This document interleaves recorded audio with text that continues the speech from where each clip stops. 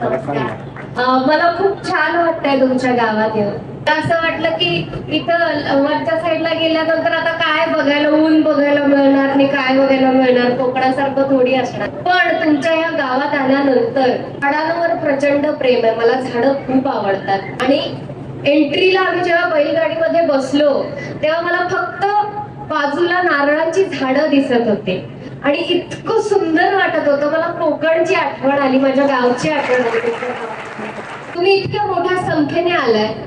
आम्ही खूप गावं फिरतो, खूप ग्रामपंचायतीला भेट देतो, पण कधीच एवढी संख्या या कार्यक्रमासाठी मी आजपर्यंत एवढी उपस्थिती बघितलीच नाहीये की तुम्ही हे अभियान इतकं मनापासून राबवताय. तुम्ही आम्हाला भेटायला, नक्की काय आहे हे जाणून घ्यायला इतक्या मोठ्या संख्येने उपस्थित राहिला.